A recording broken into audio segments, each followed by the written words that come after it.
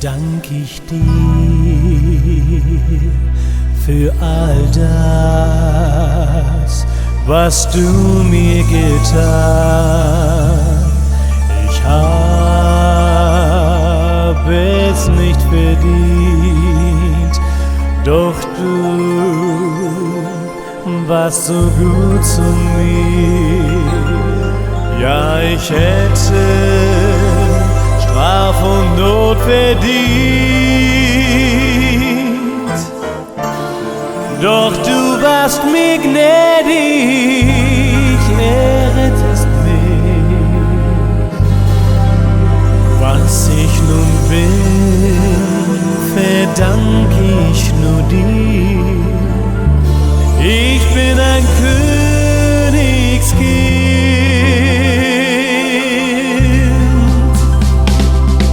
Oh Gott, dir sei Ehre. Oh Gott, dir sei Ehre. Oh Gott, dir sei Ehre. Denn du hast uns erkauft. Erhebe dich, ist würdig, ist hier durch sein Geist. Nur Gott ist die Zukunft, denn er liebt uns so sehr. Oh Gott, dir sei Ehre. Oh Gott, dir sei Ehre. Oh Gott, dir sei Ehre. Denn du hast uns erkauft. Erhebe dich, er ist würdig, er ist hier durch sein Geist. Nur Gott ist die Zukunft, denn er liebt uns so sehr. Denn er liebt uns so sehr.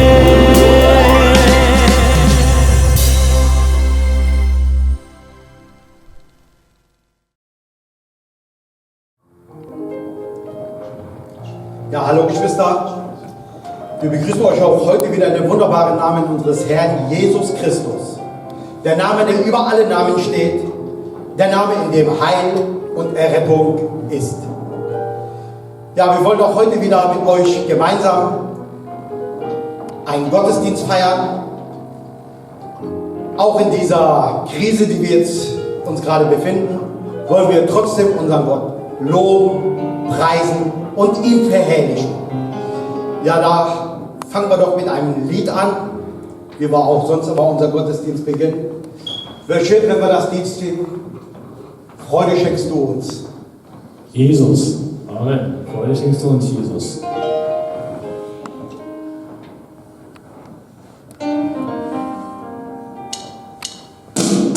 Freude schenkst du uns, Jesus, weil du mit uns bist, weil du mit uns bist, denn wir gehören zu dir und leben, wie du es willst. Freude schenkst du uns, Jesus, weil du mit uns bist.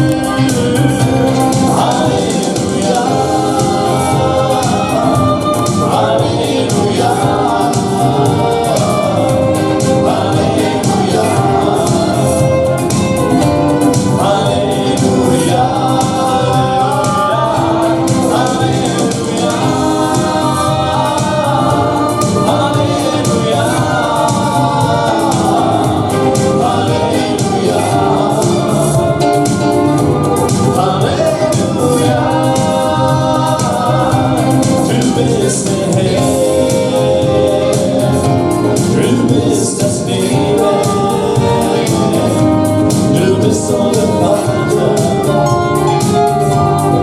der uns führt.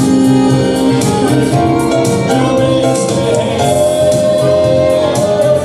du bist das Leben, du bist so der Vater, der uns führt.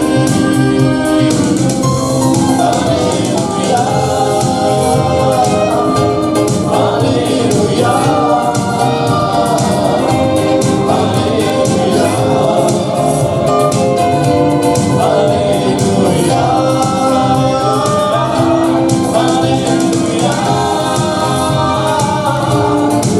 Halleluja,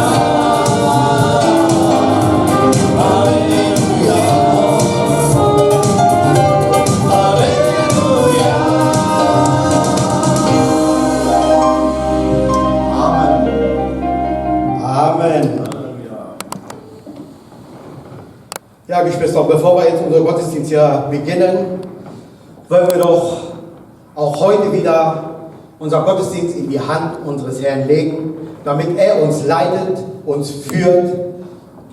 Ja, Herr Jesus, Herr, wir sagen dir Dank, Herr Jesus, dass wir auch heute wieder Gemeinschaft mit dir haben dürfen, Herr. Wir sagen dir Dank, Herr, für all das, was du getan hast, Herr Jesus. Wir sagen dir auch Dank, Herr, dass du uns auch das hier auch wieder heute ermöglicht, Herr Jesus, um mit dir Gemeinschaft haben zu dürfen, Herr. Wir bitten dich nun, Herr Jesus, dass du jedes einzelne Herz, Herr Jesus, was jetzt zusieht, Herr, dass du es öffnest, damit dein heiliges Wort hineinfallen kann, Herr, damit wir es glauben und verstehen können. In Jesu Namen. Amen. Ja, Geschwister, auch jetzt in dieser Pandemie, was wir jetzt haben, dürfen wir nicht vergessen, dass der Sohn Gottes in die Welt gekommen ist, um für mich und dich zu sterben. Er musste erhöht werden. Er musste an dieses Fluch des Holzes, an dieses Kreuz angenagelt werden. Sein Blut musste fließen, damit wir Heilung bekommen. Damit wir Errettung bekommen. Errettung woher? Von der Hölle. Er hat uns freigekauft mit seinem teuren Blut. Und im Johannes 3, Vers 14 steht geschrieben: Und wie Mose in der Wüste die Schlange erhöhte, so musste der Sohn des Menschen erhöht werden, damit jeder, der an ihn glaubt, nicht verloren geht, sondern ewiges Leben hat. Amen. Ja, Geschwister, was ich noch dazu sagen wollte, auch jetzt in dieser Zeit gibt es ja auch sehr viele Trauernde, die ihre Angehörigen verlieren.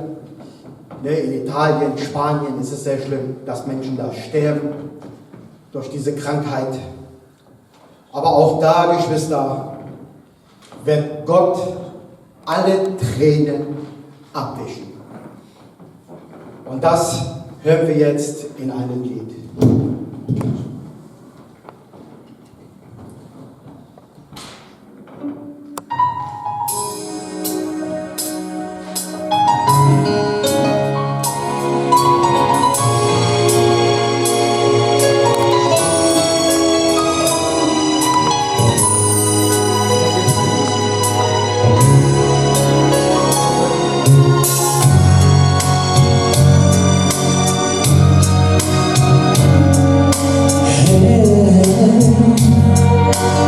sagst, du bist mir nah, du bist bei mir.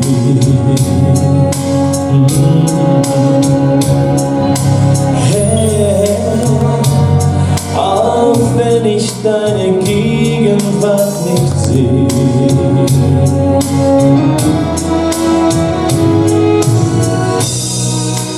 Hältst du Zeiten, durchmessest mich in deinen Arm. Auch wenn ich dich nicht verstehe, hast du das Beste doch geplant.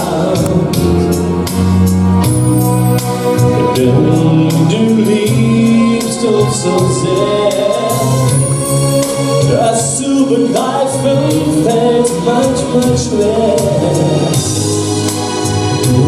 Du bist Jesus, der Sieger auf dem Thron. Du holst uns zu dir in die Ewigkeit. Du holst uns zu dir, wo kein Schmerz noch Leid. Du holst uns zu dir und doch werden wir sein alle Zeit. Du holst uns zu dir in das Paradies, dann steh ich vor dir. Und wenn eine Träne fließt, wischst du sie von mir. Und ich werd bei dir sein alle Zeit.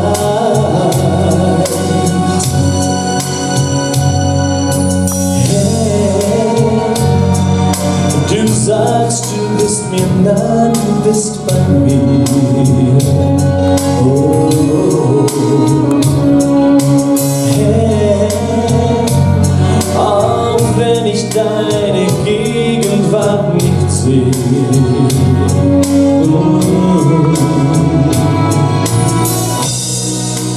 Hältst du Zeiten, durchschmerzest mich in deinen Armen. Auch wenn ich dich nicht verstehe, hast du das Beste doch geplant. Denn du liebst uns so sehr, das zu begreifen fällt manchmal schwer. Du bist Jesus, der Sieger auf dem Thron. Du holst uns zu dir in die Ewigkeit. Du holst uns zu dir, wo kein Schmerz noch Leid. Du holst uns zu dir und dann werden wir sein alle Zeit. Du holst uns zu dir in das Paradies, dann steh ich vor dir. Und wenn deine Träne fließt, wischst du sie von mir. Und ich werd bei dir sein alle Zeit. Du holst uns zu dir in die Ewigkeit. Du holst uns zu dir, wo kein Schmerz noch Leid. Du holst uns zu dir und doch werden wir sein alle Zeit. Du holst uns zu dir in das Paradies, dann steh ich vor dir. Wenn eine Träne fließt, wischst du sie von mir. Und ich werd bei dir sein alle Zeit.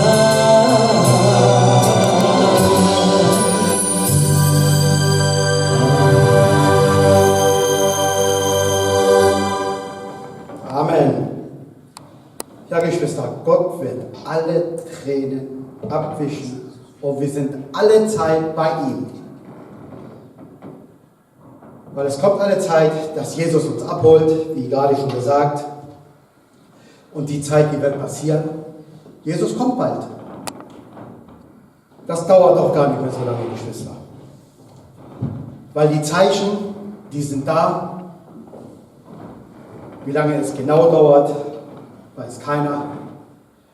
Aber wir hoffen, dass unser Herr uns bald abholt, dass wir alle Zeit mit ihm gemeinsam sind. Ja, und diejenigen, die bis jetzt die Aufrufe an sich vorübergehen lassen haben, wenn Gemeinde war, das Haus voll war und ein Aufruf kam, wer sein Leben noch nicht Jesus gegeben hat, hatte jetzt die Möglichkeit, nach vorne zu kommen und die nicht gekommen sind. Auch heute hast du noch die Möglichkeit, dein Leben Jesus zu geben. Weil jeder kennt mit Sicherheit ein Kind Gottes, ein Prediger in der Familie oder ein Freund, Verwandten. Setz dich mit dem in Verbindung, wenn du wirklich mit Gott Gemeinschaft eine Sache machen willst. Es gibt immer eine Möglichkeit, dass du ein Kind Gottes werden kannst. Denn unser Gott ist so groß, allmächtig und wunderbar. Und in seinem Wort sagt er will, dass alle Menschen errettet werden und auch zur Erkenntnis der Wahrheit kommen. Und auch du, der du jetzt gerade zuhörst und dein Leben noch nicht Jesus gegeben hast, bedenke es, ob du diesen Schritt nicht tun willst. Weil es ist wunderbar, ein Kind Gottes zu sein. Amen. Amen. Ja, auch unser Herr Jesus, als er im Garten Gethsemane war, das kann man in Matthäus 26, Vers 39 lesen. Und er ging ein wenig weiter, warf sich auf sein Angesicht, betete und sprach: Mein Vater, ist es möglich, so gehe dieser Kelch an mir vorüber. Doch nicht wie ich will, sondern wie du willst. Und wie viele Male, Geschwister, haben wir jetzt gebetet, dass diese Krankheit, diese Pest, die jetzt gerade herrschen tut, an uns vorübergeht. Dass wir nicht davon betroffen sind. Dass keiner von unserer Familie an diese Krankheit bekommt oder an diese Krankheit stirbt. Aber auch da muss ich sagen, nicht unser Wille, sondern Gottes Wille geschehe. Weil Gott ist derjenige, der alles richtig macht. Wenn wir auch viele Sachen gar nicht verstehen, warum Gott das eine oder andere tut. Aber glaubt es mir, er tut das Richtige. Amen.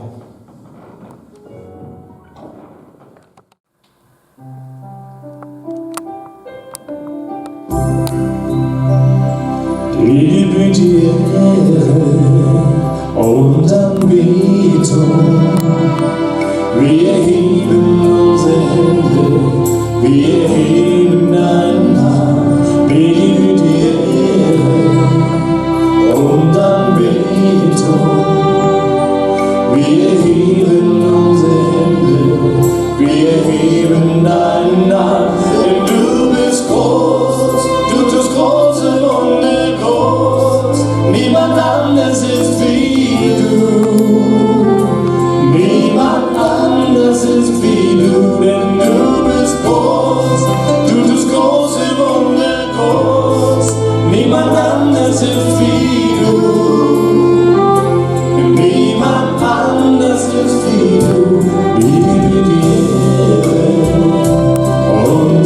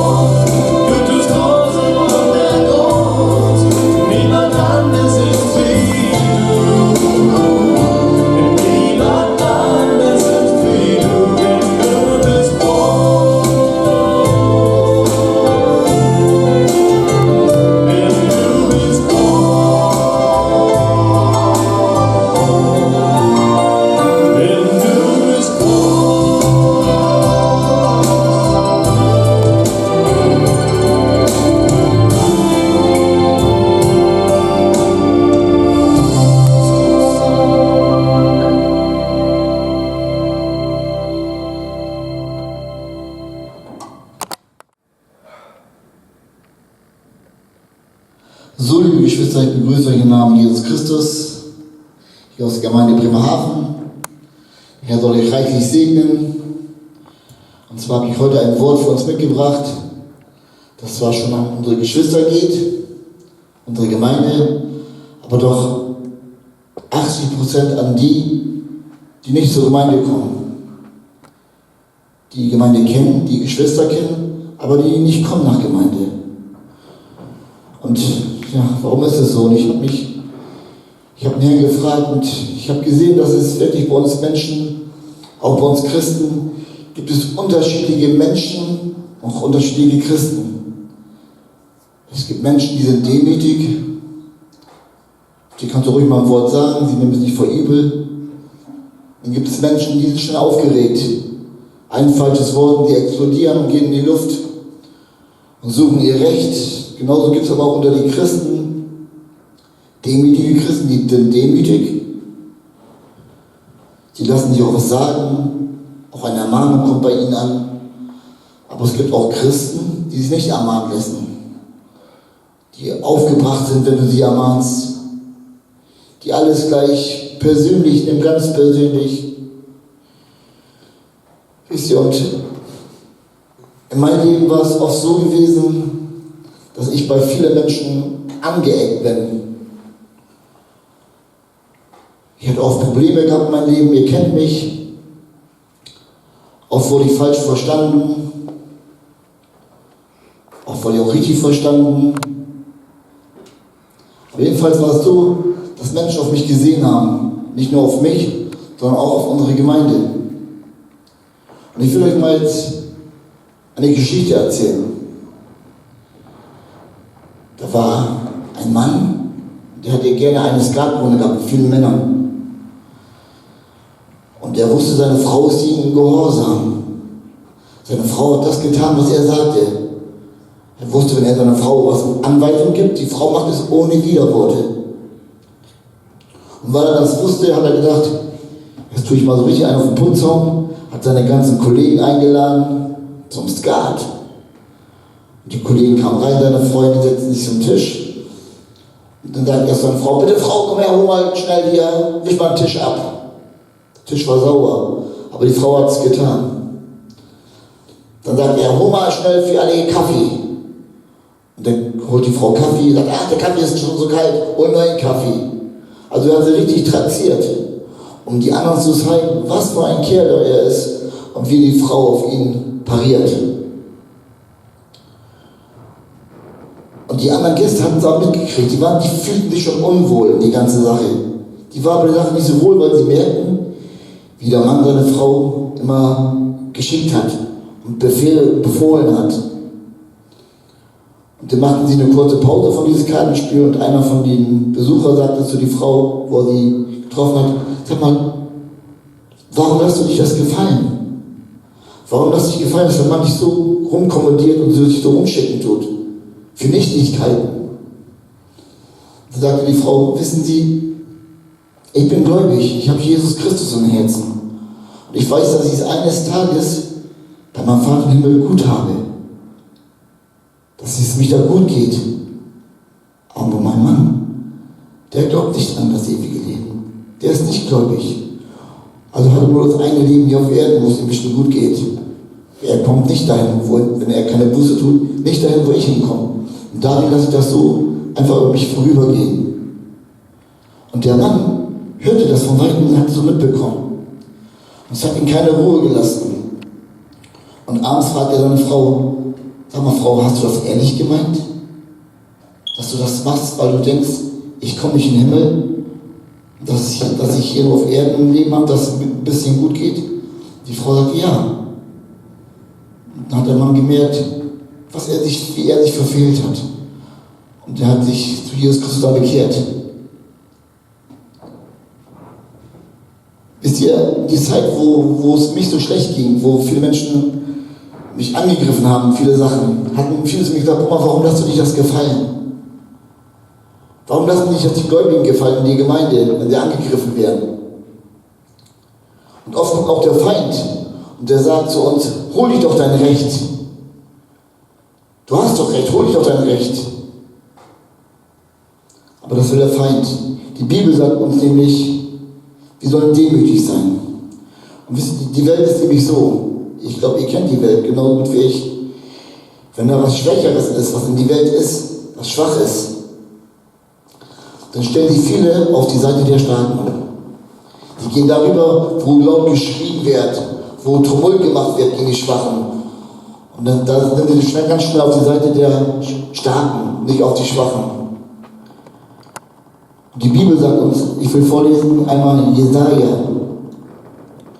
Jesaja 53, Vers 7, da steht geschrieben, er wurde misshandelt, aber er beugte sich, tat seinen Mund nicht auf, wie ein Lamm, das zur Schlachtbank geführt wird, und wie ein Schaf, das verstummt vor seinen Scherer und seinen Mund nicht auftut. Amen. Das war Jesus Christus. Wisst ihr, als Jesus Christus gekreuzigt worden ist, waren viele, die rumgestanden haben, haben gesagt, kreuzigt ihn, kreuzigt ihn. Als sie dachten, Jesus Christus, wo er in Jerusalem eingezogen ist, hatten die gejubelt. Sie dachten, es kommt ein neuer König. Als Jesus aber schwach wurde im Fleisch und gestorben ist für uns, hatten sie geschrien, kreuzigt ihn, kreuzigt ihn. So ist die Welt. Aber wir Christen sollten anders sein. Die Bibel sagt uns, in Philipper, will ich auch mal vorlesen, Philipper 2, Vers 1. Und da steht geschrieben, dass wir uns erniedrigen sollen, dass wir nicht uns hoch eingestellt sein sollen. Ich will vorlesen, Philipper 2, ich fängt ab Vers 1 an zu lesen. Gibt es nun bei euch Ermahnung in Christus? Gibt es Zuspruch der Liebe? Gibt es Gemeinschaft des Geistes? Gibt es Herzlichkeit und Erbarmen? So macht meine Freude voll, indem ihr eines Sinnes seid, gleiche Liebe habt, einmütig auf den anderen bedacht seid. Tut nichts aus Selbstsucht oder nichtigen Ehrgeiz, sondern in Demut achte einer den anderen höher als sich selbst. Jeder schaut nicht auf das Seine, sondern auf das den anderen. Denn ihr sollt so gesinnt sein, wie Christus Jesus auch war, der als in einer Gestalt Gott war, es nicht wie ein Raub festhielt, Gott gleich zu sein, sondern sich äußerte, sich selbst nahm die Gestalt eines Knechtes an und wurde wie ein Mensch. Und in seiner äußerlichen Erscheinung als ein Mensch erfunden, erniedrigte er sich selbst und wurde gehorsam bis zum Tod, ja bis zum Tod am Kreuz. Amen. Liebe Geschwister, ich frage mich, wenn unser Herr sich so erniedrigt hat und sagt uns durch sein Wort, dass wir uns nicht klug halten sollen, dass wir uns nicht höher achten sollen wie der andere, sondern oder auch irgendwas aus Ehrgeiz tun sollen, so sollten wir doch als Gemeinde und auch ihr, die gerade das hört, genauso denken, denn wir sind doch alle das Eins. Und ich frage mich manchmal, was ist so schwer zu sagen, ich habe einen Fehler gemacht, ich habe in eine Sache verfehlt. Was fällt uns Menschen daran so schwer? Der verlorene Sohn, wo er wiederkam zum Vater, der wegging vom Vater, der einen Fehler gemacht hat, er war klug gewesen. Er kam zurück und sagte, Vater, ich habe mich versündigt gegen den Himmel und gegen dir. Und ich bin es nicht mehr wert, deinen Sohn zu heißen. Und wer die Bibel kennt, der weiß, dass der Vater ihn umarmt hatte, hat ihm wieder einen Ring gegeben, wieder eingesetzt als Erbe. Ein Mantel hat ein Fest gemacht für ihn. Wenn der Sohn aber nicht eingesehen hätte, dass er einen Fehler gemacht hätte und stolz geblieben wäre, dann wäre die Geschichte für ihn anders ausgegangen. Aber die Bibel will uns sagen, dass wir klug sein sollen und nicht stolz sein sollen. Und was ist denn schlimm dran zu sagen, ich habe einen Fehler gemacht? Was ist schlimm dran zu sagen, ich verfehle mich, du verfehlst dich? Die Bibel sagt in Sprüche, der Gerechte fällt 7-mal und steht wieder auf. Es ist doch nur menschlich, dass wir Fehler machen. Und wenn selbst der Gerechte 7-mal fällt und wieder aufsteht und zur Buße kommt, wisst ihr, das ist eigentlich, was Gott für uns will und wo Gott uns auch hinhaben will. Klar mache ich Fehler, vielleicht habe ich mich sehr oft verfehlt in meine Sachen, obwohl ich hier stehen tue. Habe vielleicht Menschen verletzt. Vielleicht habe ich dich sogar verletzt, der du es gerade hörst. Vergib mich. Ja, ich bin ein Mensch. Ja, ich bin ein Christ, der sich verfehlt. Aber genau das macht doch einen Christen aus. Einzusehen, dass er Fehler macht und dass er Jesus Christus braucht. Ja, ich brauche Jesus. Ja, auch du brauchst Jesus, der du es da hörst. Oder kannst du dich lossagen von Fehlern? Kannst du dich lossagen von Sünde? Wenn du dich aber das Wort das an dein Herzen berührt, du denkst, ja, eigentlich mache ich auch Fehler, dann sei froh. Die Bibel sagt, der Gerechte fällt 7-mal. So bist du doch ein Gerechter, wenn du erkennst, dass du Fehler machst. Und wir als Gemeinde, wir wollen euch einladen, wenn das alles hier vorbei ist mit dieser Zeit, mit diesem ganzen Virus, so wollen wir dich einladen. Wir als Gemeinde, wir als Geschwister, sei nicht stolz. Es geht nicht um uns, es geht um dein Leben. Und hör nicht auf die Welt. Ja, wir sind eine Gemeinde, auf die man sieht. Ja, wir machen auch Fehler. Aber wir versuchen, Gott nachzufolgen. Und das ist wichtig, dass wir wissen, wo wir Vergebung finden. Wo wir Geschwister haben, auf die man hingehen kann, auf die man bauen kann. Als es mich in einer Zeit mal sehr schlecht ging, ihr wisst, in der Zeit mit meinem Sohn Samuel, wie wichtig war die Gemeinde. Ich habe eine ganz andere Beziehung zu meiner Gemeinde, weil ich weiß, die Gemeinden haben für mich gekämpft. Die Zeit, wo ich mit Samuel im Krankenhaus war. Dann weiß ich, wie wichtig Gemeinde ist. Und vielleicht bist du ein Mensch, der viel auf Menschen schaut, der viel auf Fehler sieht, die andere sagen oder die laut schreien. Wisst ihr, die Welt ist gegen die Gemeinde. Die Welt ist nicht für die Gemeinde. Die Welt, so kann es auch deine Verwandten sein, deine Cousins sein, deine Eltern sein, deine Kinder sein. Wenn sie in die Welt sind, werden sie immer was über die Gemeinde finden und werden lästern. Aber es geht ja nicht um die, sondern es geht um dich. Jesus will dich rufen. Jesus will dich ergreifen und dich eine neue Chance geben. Und was ist so schwer zu kommen und zu sagen, Herr, ich habe viele Fehler gemacht in meinem Leben. Vielleicht habe ich auf die Menschen so viel gesehen. Vielleicht habe ich so viel darauf geachtet und so viel gelästert über sie. Aber es ist gar nicht schlimm, mein Bruder. Oder mein Freund, der du gerade zuhörst. Oder mein Verwandter, ich weiß es ja nicht. Es ist gar nicht schlimm. Denn ich mache Fehler und du machst Fehler. Aber wir haben einen Herrn im Himmel, der vergibt, Amen. Und der dich ruft. Oder was passt dich nicht an die Gemeinden? Ich weiß nicht, auf welche Gemeinde du siehst. Ob du auf unsere Gemeinde siehst oder andere Gemeinde siehst. Ich weiß es ja nicht.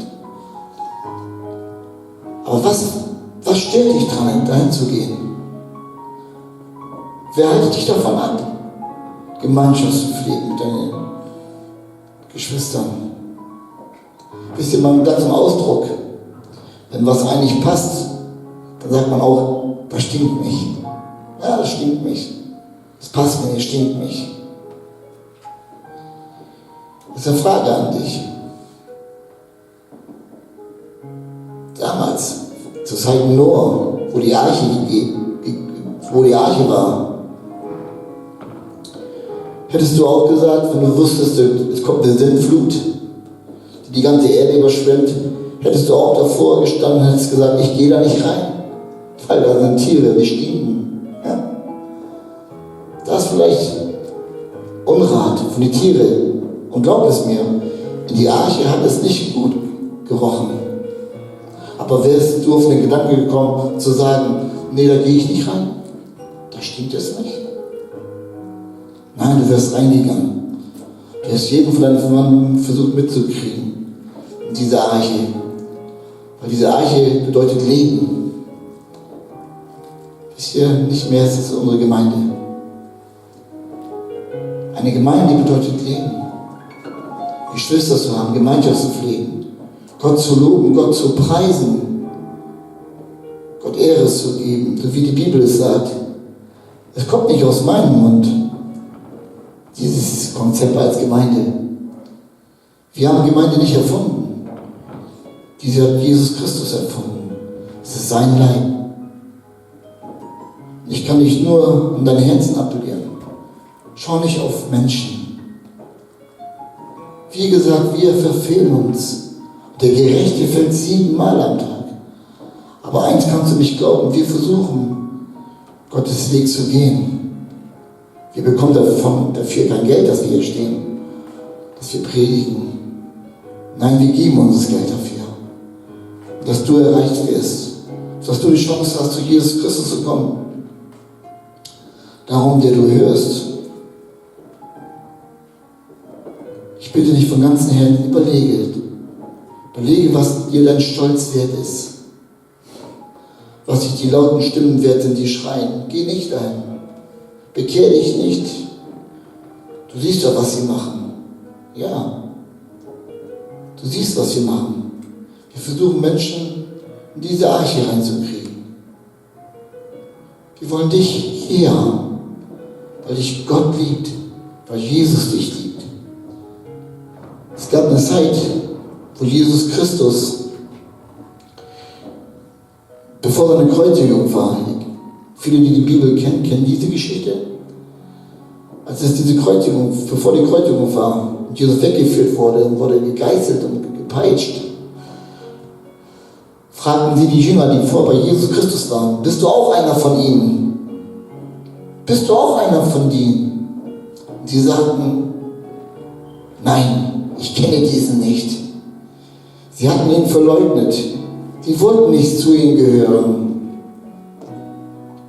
Wenn wir aber weiterlesen, und Jesus Christus hat gesagt, es wird der Heilige Geist kommen und er wird euch in die Wahrheit leiten und wird euch führen in die Wahrheit. So lesen wir, als der Heilige Geist kam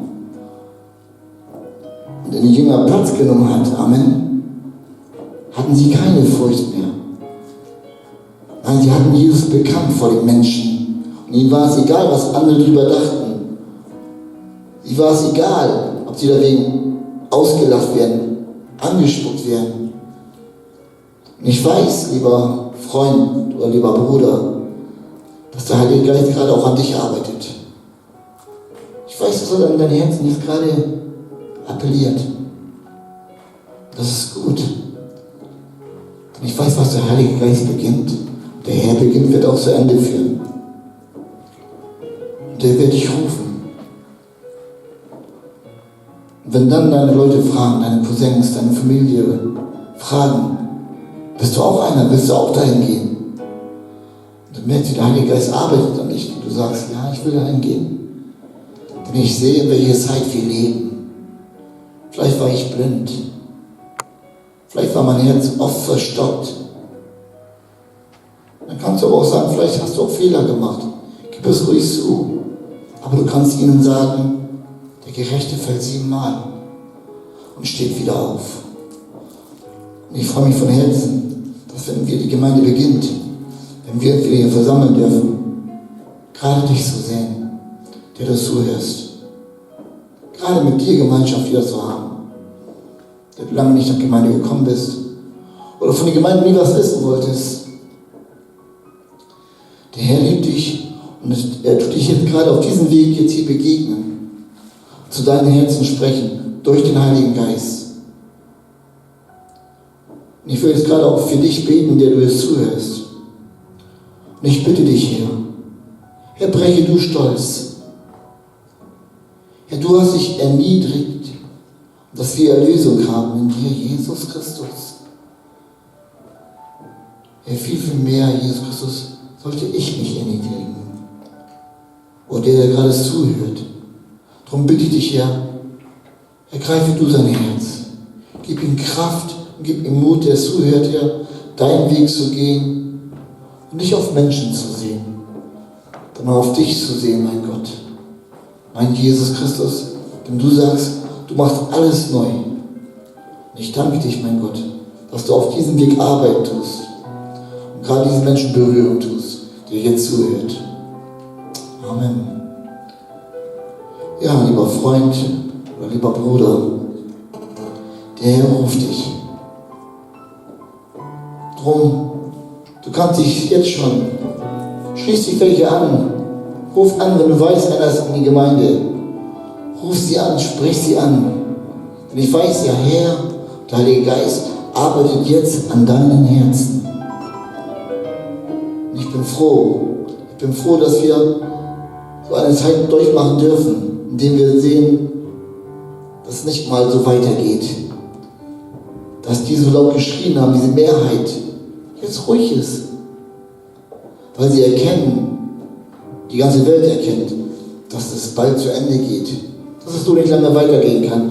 Darum mach dich bereit, in diesen Boot mit Jesus Christus einzusteigen.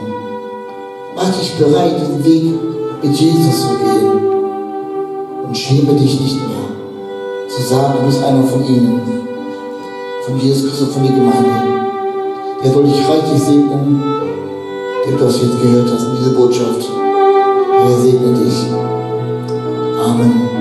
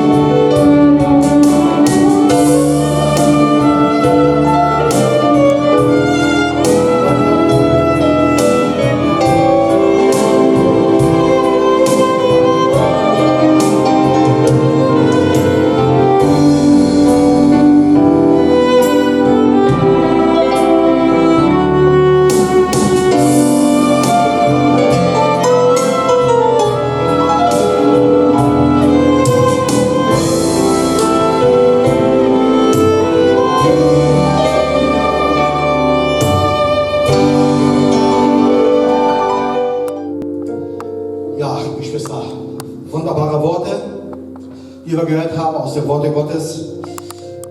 Geschwister, aber was ich noch dazu sagen wollte, es ist eigentlich egal, in was für eine Gemeinde man hingeht, weil es gibt nur eine Gemeinde Gottes. Und das ist die Gemeinde Jesu Christi. Es gibt nur einen Gott und einen Vater, mit dem wir Gemeinschaft haben wollen. Ja, wir sind dann zum Schluss gekommen. Da wollen wir noch das Abschlussgebet machen und da wollte ich gerne mit euch gemeinsam das Vaterunser beten. Vater unser, der du bist im Himmel, geheiligt werde dein Name. Dein Reich komme, dein Wille geschehe, wie im Himmel, so auf Erden. Unser tägliches Brot gib uns heute und vergib uns unsere Schuld, wie auch wir vergeben unseren Schuldigern. Und führe uns nicht in Versuchung, sondern erlöse uns von dem Bösen. Denn dein ist das Reich und die Kraft und die Herrlichkeit in Ewigkeit. Amen. Oh Gott, diese Ehre, oh Gott, diese Ehre, oh Gott, diese Ehre, denn du hast